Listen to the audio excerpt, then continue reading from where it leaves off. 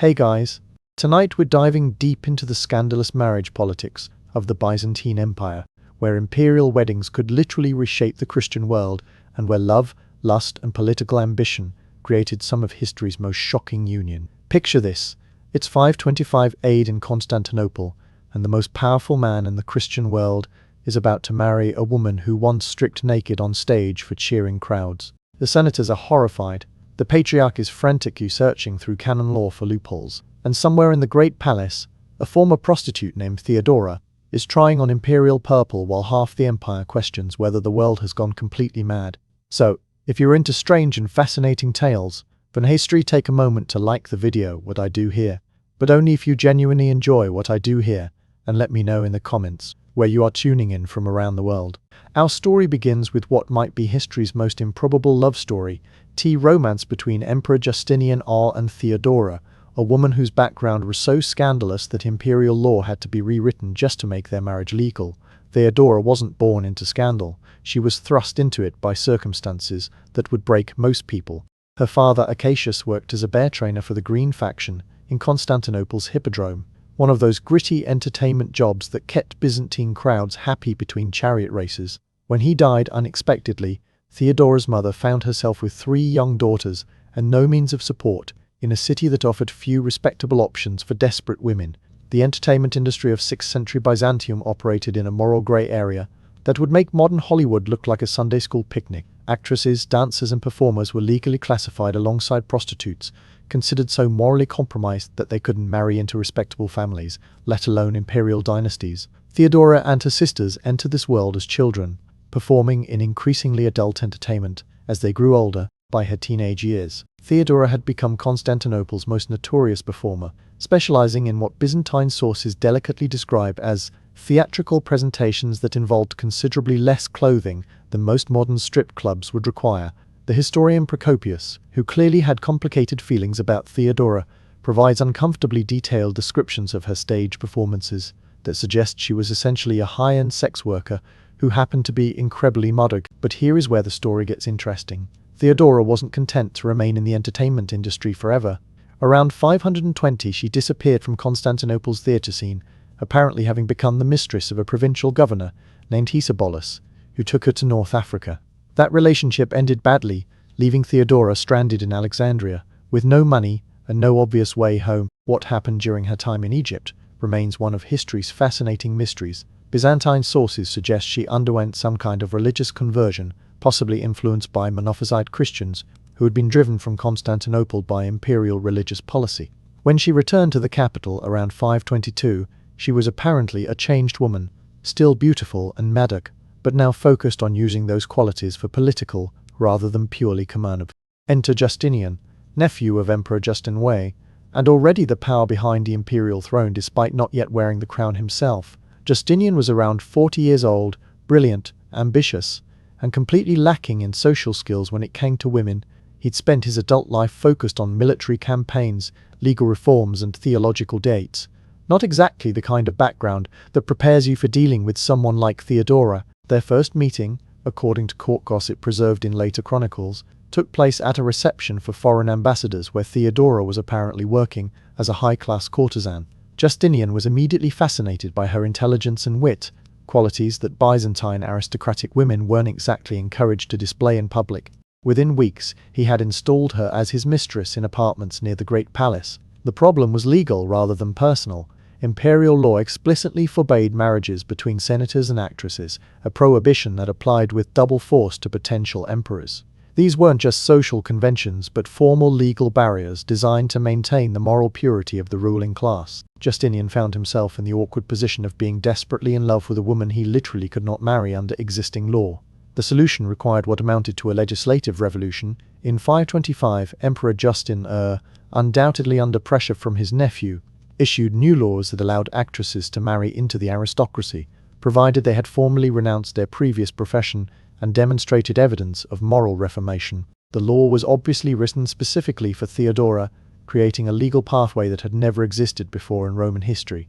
Contemporary observers were scandalized by what they saw as the complete corruption of imperial dignity. The senator Marcellus famously refused to attend the wedding ceremony, declaring that he wouldn't witness the degradation of the purple. church officials were divided between those who saw Theodora's story as evidence of Christian redemption and those who viewed the entire affair as proof that the empire was abandoning its moral foundations. The wedding ceremony itself, held in 525 at the Hagia Sophia, was a masterpiece of political theatre designed to transform a former prostitute into an empress. Fat Theodora appeared in full imperial regalia, crowned by the Patriarch of Constantinople himself, in a ceremony that emphasized her new status as God's chosen co-ruler of the Christian world. The symbolism was deliberate and powerful. Whatever she had been before, she was now the sacred embodiment of imperial authority. The immediate political consequences were dramatic and long-lasting. Theodora didn't simply become Justinian's decorative wife. She emerged as his closest political advisor and in many ways his equal partner in governing the empire. She maintained her own court, conducted her own diplomatic correspondence, and even issued imperial decrees under her own authority. Byzantine law had never contemplated an empress with such independent power, creating ongoing constitutional ambiguities about the extent of her authority. Traditional Roman imperial theory held that there could be only one Augustus, but Theodora clearly functioned as a co-emperor in all but name.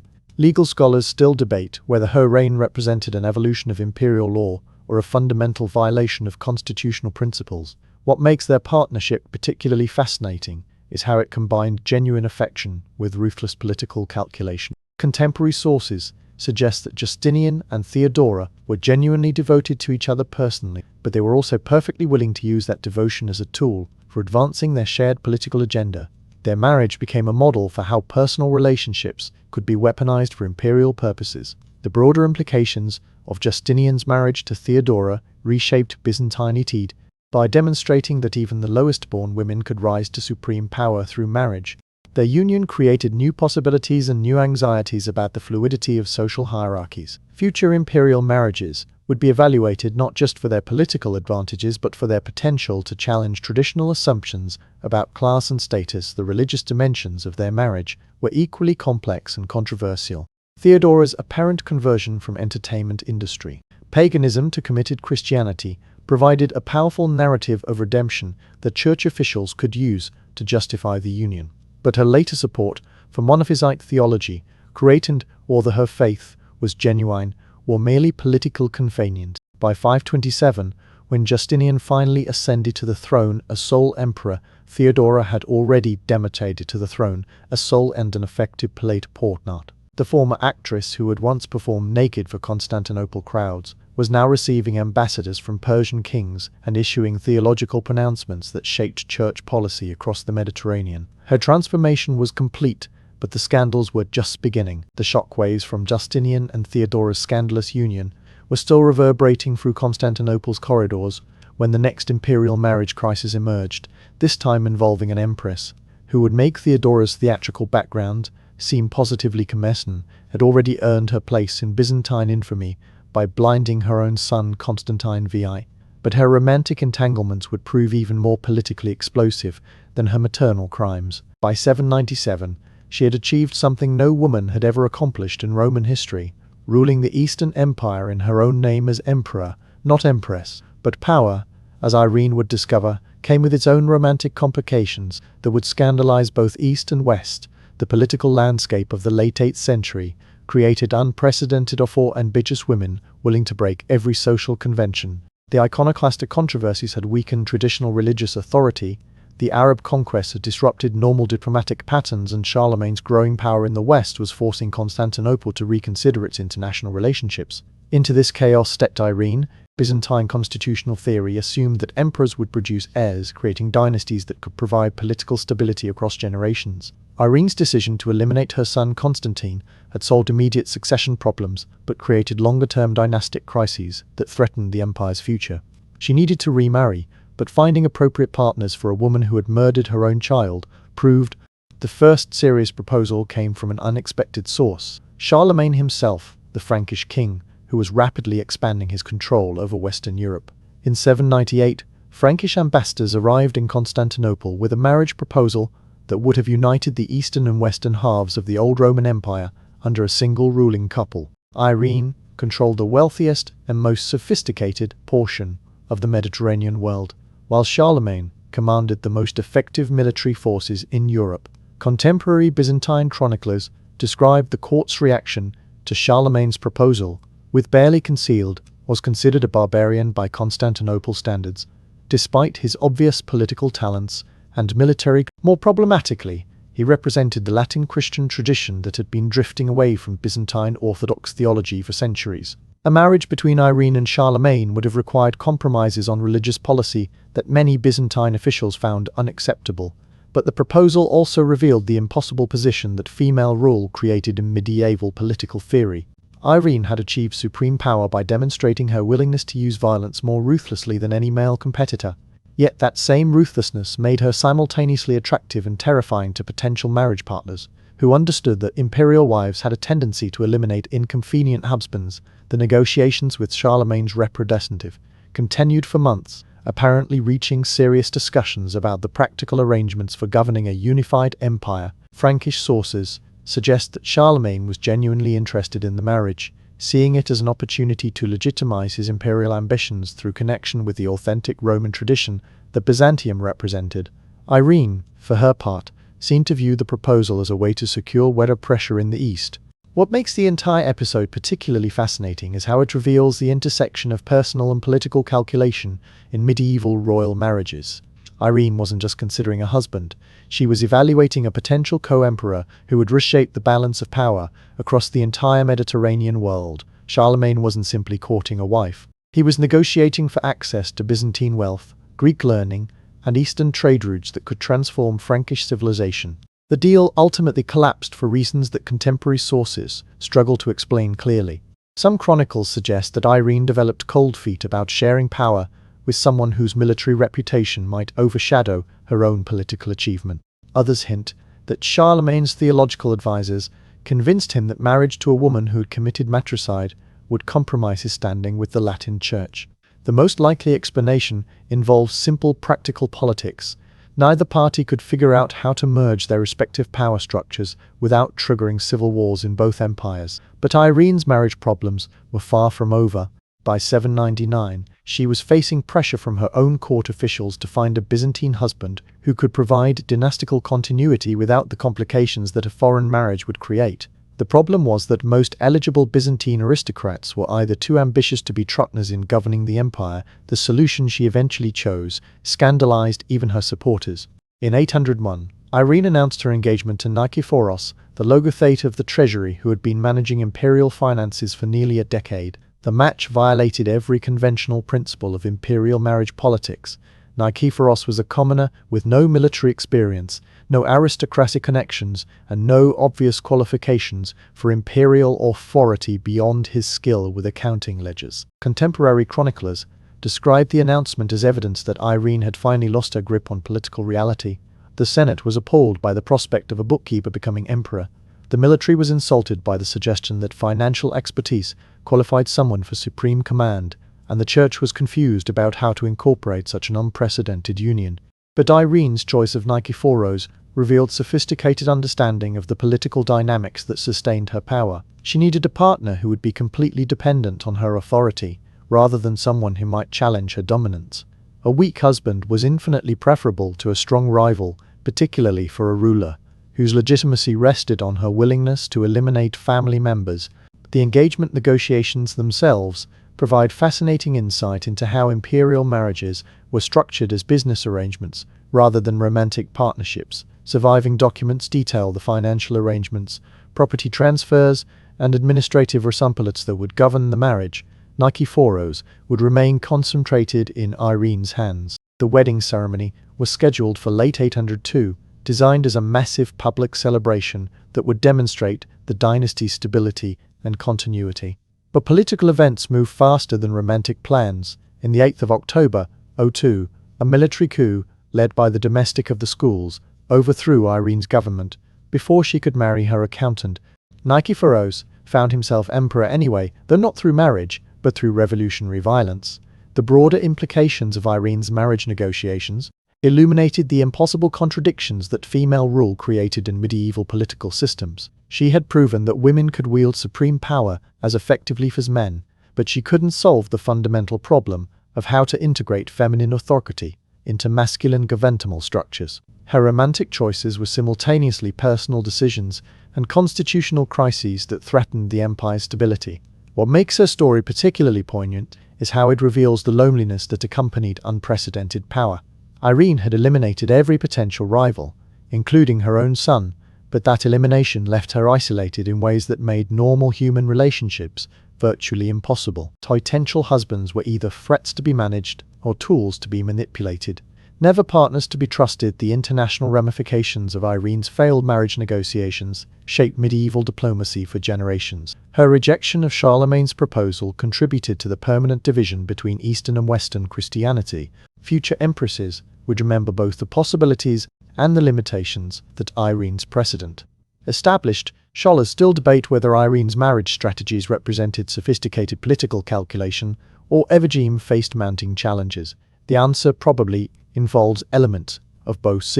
By 802, her romantic experiments had ended, but the precedents she established would haunt Byzantine marriage politics for centuries. Future empresses understood that supreme power required sacrificing the normal human connections that made life bearable, a lesson that would be learned and relearned through countless imperial marriages that shocked the Christian world. While Irene's romantic machinations were reshaping Byzantine constitutional theory, the empire's marriage scandals were about to take an even darker turn, with a tale of friendship, betrayal, and murder that would make Hollywood screenwriters weep with envy. The year 866 found the Byzantine Empire in one of its periodic supposy, known to history as Michael the Drunkard, ruling through a haze of wine and questionable decision-making that had already scandalized Constantinople's more sober citizens. But Michael's personal problems were about to become the empire's constitutional nightmare, thanks to his decision to elevate his best friend Basil to positions of power that would ultimately cost Michael both his throne and his life. Michael Marsalide had inherited the purple at age 2, spending his childhood Theoctistos. By the time he reached adulthood, he had developed what contemporary chroniclers diplomatically describe as unconventional approaches to imperial dignity, meaning he spent most of his time drinking, racing chariots, and pursuing Constantinople's more disreputable entertainment option. His marriage to Eudokia de Capolitissa had been arranged for political reasons and produced no children, leaving the dynasty future and unpolitista. Enter Basil, a peasant from Macedonia, who had somehow talked his way into the imperial stables and caught Michael's attention through a combination of physical strength, rustic charisma, and willingness to participate in the emperor's increasingly elaborate drinking games. Michael was fascinated by Basil's exotic background and apparent authenticity. The friendship that developed between emperor and groom represented exactly the kind of boundary-crossing relationship that made Byzantine aristocrats nervous. Michael began promoting Basil through court ranks with breathtaking speed, apparently ignoring every conventional protocol for advancement. But the relationship took a more complex turn when Michael decided to arrange a marriage between Basil and Eudokia Ingarina, one of the court's most beautiful and sophisticated women. Contemporary sources struggle to explain Michael's motivations for this arrangement, though most scholars suggest he was either trying to keep his favorite close to the imperial family or indulging in the kind of elaborate sociality. Eudokia Ingarina was no ordinary court lady. She was the daughter of Inga, a prominent Norwegian who had served in the Varangian Guard, giving her an exotic pedigree that matched her striking Nordic features. She had already attracted significant attention from court officials and foreign ambassadors, making her both a valuable matrimonial prize and a potential source of diplomatic complications. Michael's decision to marry her to a peasant represented either brilliant political strategy or complete abandonment of conventional aristocratic marriage practices. The wedding ceremony in 865 was designed as a massive public celebration that would demonstrate the emperor's power to reshape social hierarchies at will. Basil appeared in specially commissioned imperial silk, while Eudokia wore jewelry for empresses and princesses. The symbolism was deliberate and unmistakable. Michael was declaring that birth and tradition mattered less than personal loyalty and imperial favor, but the marriage quickly developed complications that no one had anticipated. Within weeks of the ceremony, court gossips were reporting that Michael was spending more time with the newly married couple than conventional propriety suggested. Byzantine chroniclers hint delicately at a ménage arrangement that violated both Christian moral teaching and traditional imperial dignity, though they struggled to provide specific details about what exactly was happening in the private apartment. The situation became even more complex when Eudokia became pregnant in early 866, the timing of the conception dynastic implications. If the child was Basil's, it represented the first offspring of Michael's protege and potential heir. If the child was Michael's, it created unofficial imperial succession possibilities that could complicate future governmental stability. Contemporary chroniclers describe the court's growing unease with Michael's domestic arrangements as evidence of his deteriorating judgment. The emperor was apparently treating his marriage arrangements like entertainment, creating situations that confused governmental protocols and scandalized religious authorities. His behavior suggested someone who had lost touch with the practical requirements of ruling an empire under constant military and diplomatic pressure.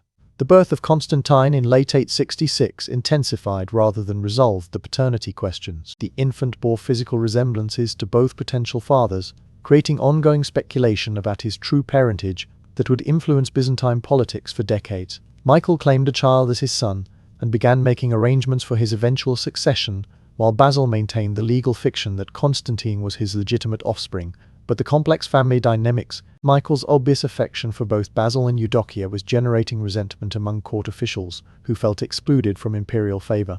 Traditional aristocratic families were insulted by the elevation of peasant favorites, while military commanders questioned whether an emperor who couldn't manage his own household. The crisis came to a head during a palace banquet in the 8th of September, 67, when Michael apparently decided to formalize his relationship with the couple through some kind of adoption. The proposal violated virtually every principle of Byzantine constitutional law, while simultaneously insulting the legitimate claims of other potential successors to the throne. What happened next depends on which chronicle you trust, but the basic facts are consistent across all sources. Basil, who had apparently been planning his move for months, used his access to Michael's private chambers to arrange the emperor's assassination during what was supposed to be a friendly drinking session.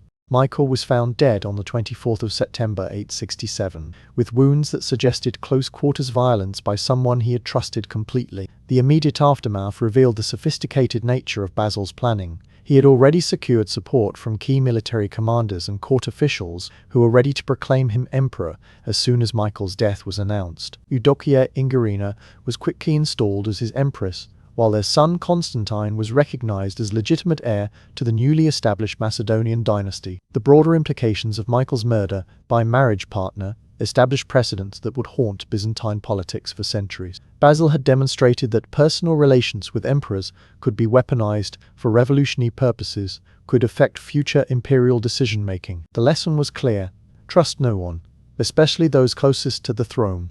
Contemporary religious authorities struggled to provide theological frameworks for understanding what had happened. Was Basil's elevation evidence of divine providence rewarding virtue and punishing vice, or did his methods represent such violations of Christian morality that his subsequent reign would inevitably be cursed by God? The answers would depend largely on how successfully the new emperor could govern the empire he had acquired through friendship and murder. What makes this episode particularly disturbing is how it reveals the intersection of personal and political relationships in medieval imperial courts. Michael had genuinely cared for both Basil and Eudokia, apparently viewing their marriage as a way to create a kind of extended family that could provide emotional support. Instead, his generosity created opportunities for the very people he loved to destroy him. The psychological dimensions of Basil's betrayal suggest calculated manipulation that extended over months or possibly years. He had apparently cultivated Michael's friendship specifically. By late 867, Constantinople had witnessed yet another marriage scandal that reshaped imperial politics through violence and betrayal. But Basil's reign was just beginning, and his own family arrangements would prove even more controversial than the murders that had brought him to power. The precedents established through friendship and assassination, the bloody precedent that Basil I had set through friendship and murder, would pale in comparison to the matrimonial machinations of his descendant Constantine VII Porphyrogenitus, who would push Byzantine marriage politics into territory that made previous imperial scandals look almost conventional. By 945, Constantine VII had finally achieved something that had eluded him for decades: actual control over the empire he was theoretically born to rule. The purple-born emperor had spent most of his adult life as a ceremonial figurehead, while various military strongmen wielded real power.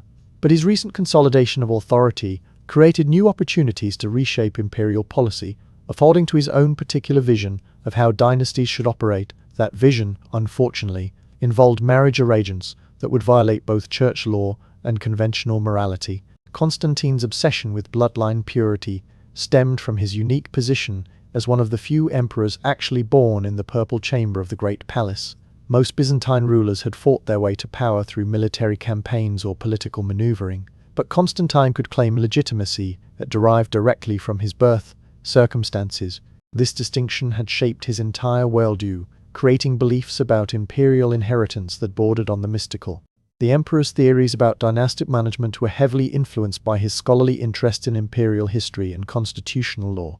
Constantine had spent his years of political powerlessness upon the styled treatises on governmental perilist and perilous writing. His research had apparently convinced him that the empire's periodic instability resulted from insufficient attention to maintaining pure imperial bloodlines through carefully controlled marriage practice. The practical application of these theories began with his own family arrangements. Constantine had married Helena Lecapene, daughter of Romanus Ipanin, but by the 940s, Constantine was treating this marriage as the foundation for a dynastic experiment that would ensure imperial succession through increasingly complex family intermarriage pattern. The first controversial decision involved his son Romanus I, whose marriage prospects Constantine managed with scientific precision that ignored conventional moral boundaries, rather than seeking foreign alliances or domestic political partnerships. The emperor decided that his heir should marry within the immediate imperial family to concentrate bloodline purity. The chosen bride was Bertha,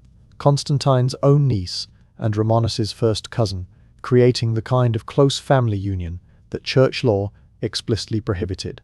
The Patriarch of Constantinople refused to perform the ceremony without explicit papal dispensation, while several prominent senators publicly questioned whether such violations of canonical law might compromise the dynasty's divine favor.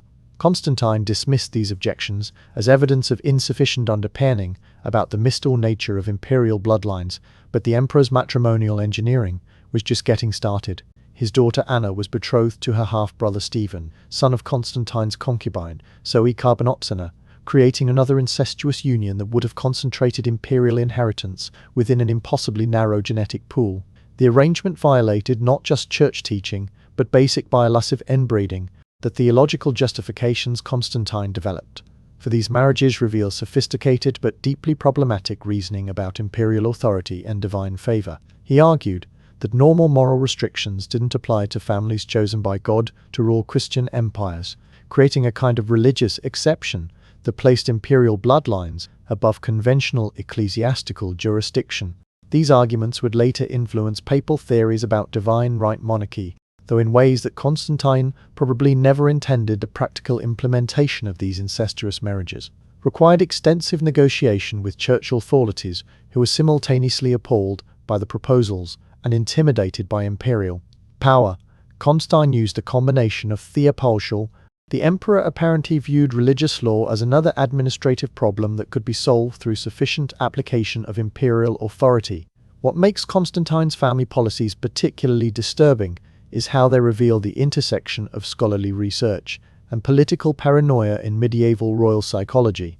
The solution, as he saw it, required treating family members as breeding stock, whose marriages should be managed for genetic rather than political purposes. The immediate consequences of these incestuous engagements were predictably scandalous. Foreign courts began questioning whether the Byzantine Empire had abandoned Christian morality entirely, while domestic religion they privately considered abominable. Constantine's policies were creating diplomatic isolation at precisely the moment when the empire needed maximum international support against Arab military pressure. But the emperor's matrimonial obsessions extended beyond his immediate family to include broader court policies about marriage restrictions and bloodline management. He issued new laws requiring detailed genealogical documentation for all aristocratic marriages. These regulations turned imperial administration into a kind of medieval eugenics program that monitored family relationships with scientific precision. The enforcement mechanisms Constantine developed for these policies reveal the extent to which he was willing to subordinate normal governmental functions to his dynastic theories. The empire's administrative apparatus was being transformed into a marriage surveillance system. Contemporary sources describe the psychological toll that these policies took on Constantine's own family relationships. His children apparently lived under constant pressure to conform to their father's genetic expression. The broader implications of Constantine's incestuous marriage policies reshaped Byzantine aristocratic culture in ways that persisted long after his death. Noble families began imitating imperial practices, creating increasing complex webs of intermarriage that concentrated political power within narrow genetic pools. The emperor's example had legitimized impermanence. Religious authorities found themselves in impossible positions, simultaneously obligated to support imperial policies and maintain Christian moral teaching. Some bishops developed elaborate theological justifications for incestuous marriages when they involved imperial families. What's particularly tragic about Constantine's matrimonial experiments is how they reflected genuine concern for imperial stability, combined with catastrophically bad judgment about human genetics and social psychology.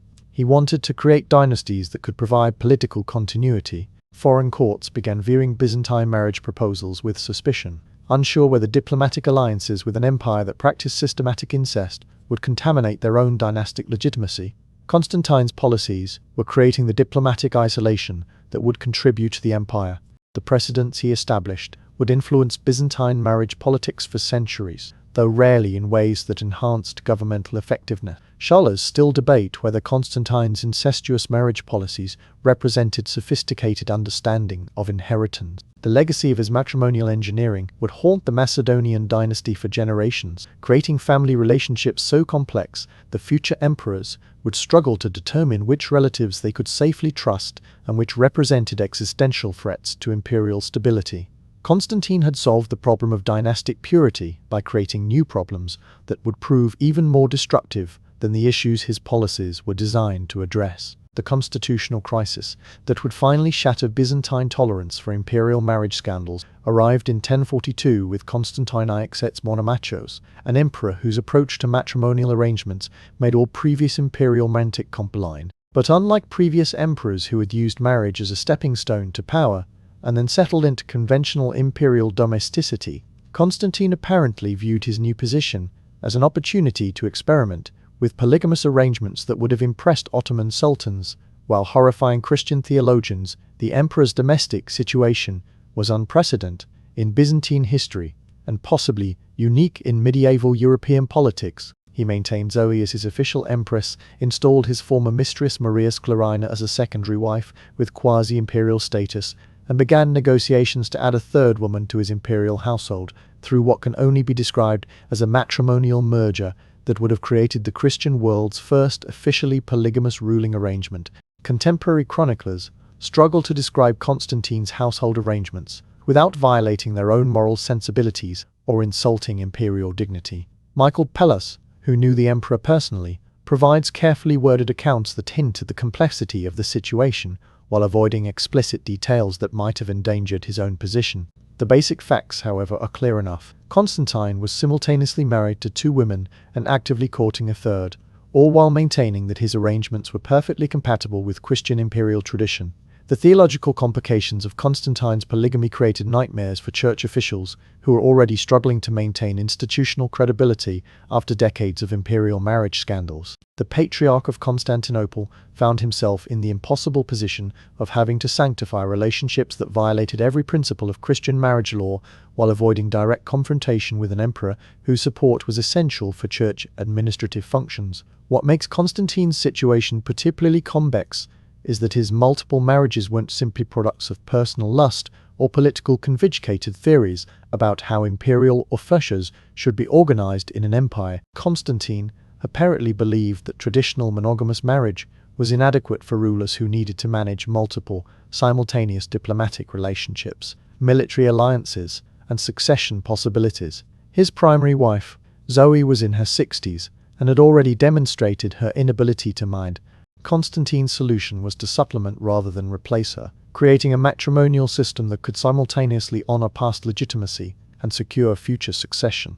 Maria Sclerina, his secondary wife, belonged to one of Byzantium's most powerful military families and brought connections to the empire's Anatolian theme system that were essential for maintaining domestic political stability. Her marriage to Constantine represented a strategic alliance with aristocratic networks that controlled the empire's most important military resources. The arrangement was less about romantic attraction than about governmental necessity. The third woman Constantine was courting, whose identity remains disputed among historians, apparently represented potential connections to either Bulgarian or Hungarian royal families that could provide crucial diplomatic leverage in the empires. Constantine's matrimonial negotiations were functioning as a form of international diplomacy that treated marriage as a diplomatic tool rather than a personal relationship.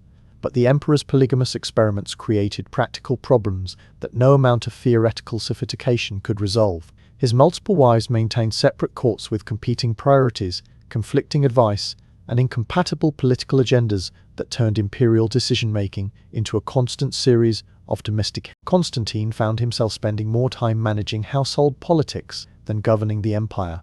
The administrative complications were equally problematic. Byzantine governmental systems assumed that emperors would have single empresses whose authority and responsibilities were clearly defined by law and tradition. Constantine's multiple marriages created ambiguities about everything, from ceremonial proto-marriages, created ambiguities about everything from Serapinal. Contemporary sources describe the increasingly surreal atmosphere of Constantine's court, where foreign ambassadors were unsure which empress to address during formal receptions, while domestic nobles struggled to determine which matrimonial alliance offered the most reliable path. To Imperial had created a governmental system that required participants. The religious implications were even more devastating for Byzantine institutional credibility. Constantine's polygamous arrangements forced church officials to choose between maintaining Christian moral teaching and preserving their relationships with imperial authority. Some bishops developed elaborate theology. What's particularly striking about Constantine's domestic arrangements is how they reflected the empire's broader identity crisis. During the 11th century, Byzantium was simultaneously trying to maintain its Roman imperial heritage, its Christian theological metiveness, and an increasingly hostile, interneted. The immediate political consequences of his polygamous experiment were predictably chaotic.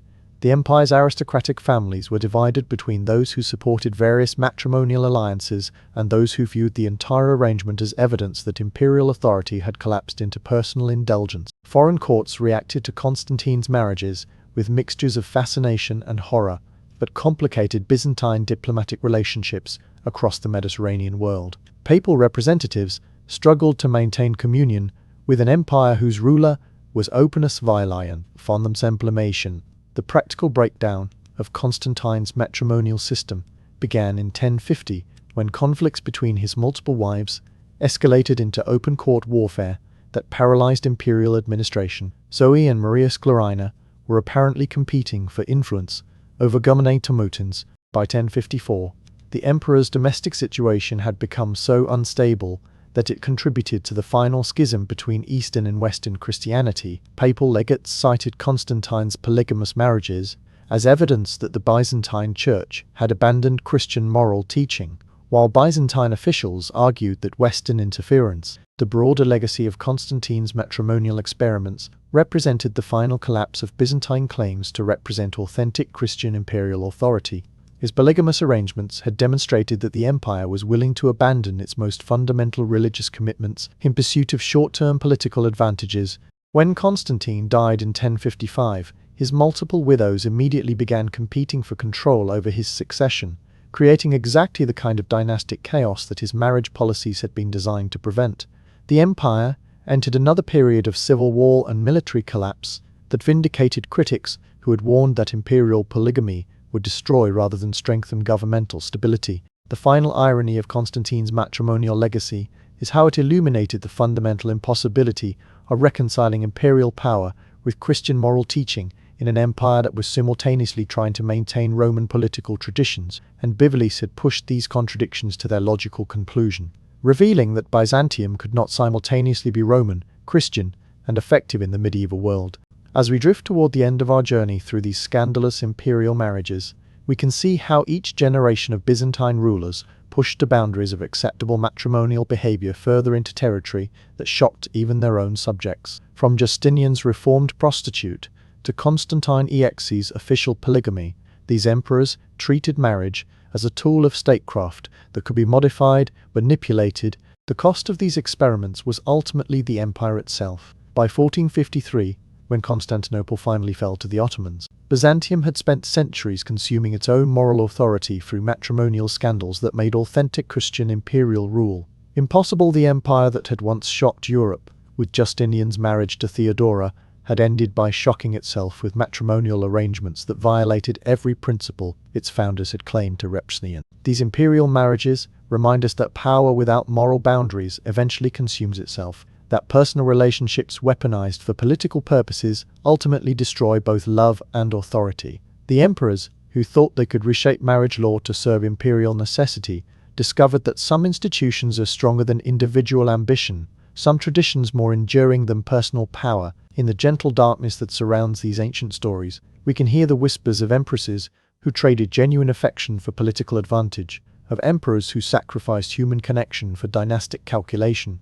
of children born into families where love was a luxury that imperial bloodlines couldn't afford. Their choices shaped a civilization that would endure for over 1,000 years, but at costs that remind us that even the most powerful rulers are ultimate us all. Sleep. Now, knowing that history's greatest empires were built by people whose personal struggles were as complex and contradictory as our own, whose victories and failures echo through time as reminders that power and love make uncomfortable companions, but that both remain essential for understanding. But the lessons embedded in its matrimonial scandals continue speaking to anyone willing to listen, but the quiet moments between sleeping and waking, when the past becomes present, and ancient wisdom, sweet dreams, and remembers that the most scandalous marriages in history often reveal the deepest truths about power, love, and the eternal human struggle to balance personal desire with public responsibility.